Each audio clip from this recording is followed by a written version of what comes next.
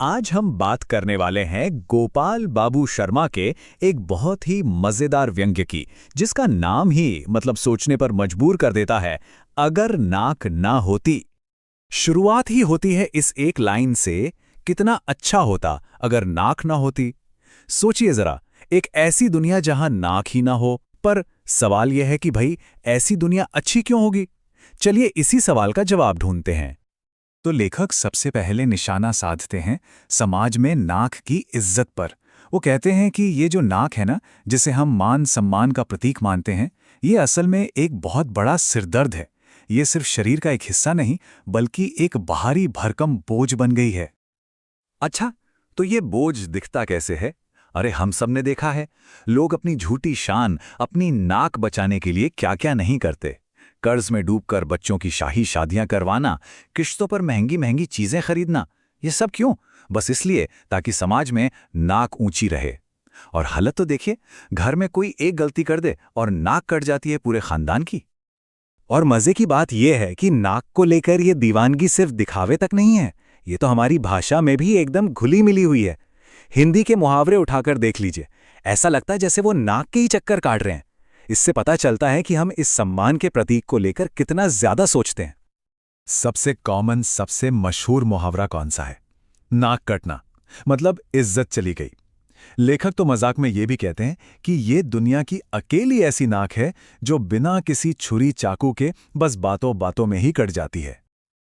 और भाई, जब किसी से काम निकलवाना हो तो तब क्या होता है? हाँ, तब यही नाक रगड़ी भी जाती है। सारी अकड़ एक तरफ और दूसरों के सामने 1000 बार नाक रगड़ना एक तरफ, यानी गिड़गिड़ाना।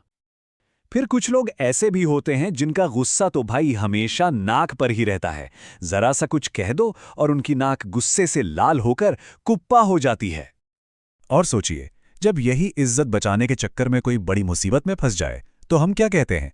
यही कि उसे तो नाको चने चबाने पड़ गए, मतलब इसी नाक ने मुश्किल में डाल दिया।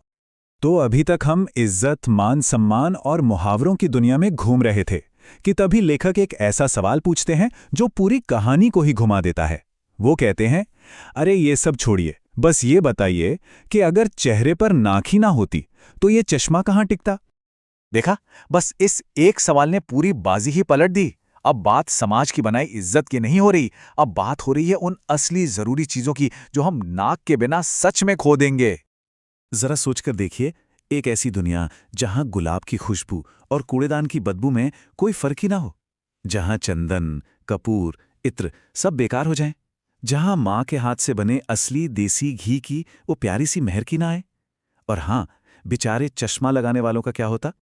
लेकिन रुकिए, खुशबू, बदबू और चश्मा, इन सबसे भी कहीं ज्यादा जरूरी एक काम है जो नाक हमारे लिए करती है।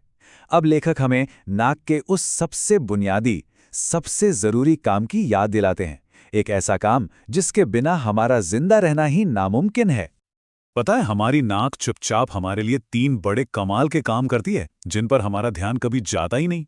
सबसे पहला और सबसे जरूरी काम, सांस लेना, यही तो हमारे प्राणों का आधार है। दूसरा, ये एक नेचुरल हीटर की तरह काम करती है, बाहर की ठंडी हवा को हमारे शरीर के लायक गर्म करके अंदर भेजती है। और तीसरा, जो आज के टाइम में बहुत जरूरी है, ये प्रदूषण को रोकती है। नाक के बाल एक फिल्टर या कह लीजिए एक झाड़ू की तरह काम करते हैं, जो धूल मिट्टी को फेफड़ों तक जाने ही नहीं देते। तो देखिए, ये है नाक के 2 चेहरे।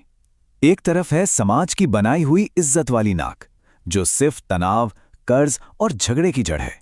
और दूसरी तरफ है कुदरत की दी हुई असली काम वाली नाक, जो हमें जिंदा रखती है, दुनिया की अच्छी बुरी महक का एहसास कराती है और हमें बीमारियों से भी बचाती है। और आखिर में लेखक हमें इसी एक सवाल के साथ छोड़ जाते हैं। जिस नाक की इज्जत के पीछे हम पूरी जिंदगी भागते रहते हैं, परेशान रहते हैं, क्या वो वाकई नाक के असली काम से ज्यादा जरूरी है?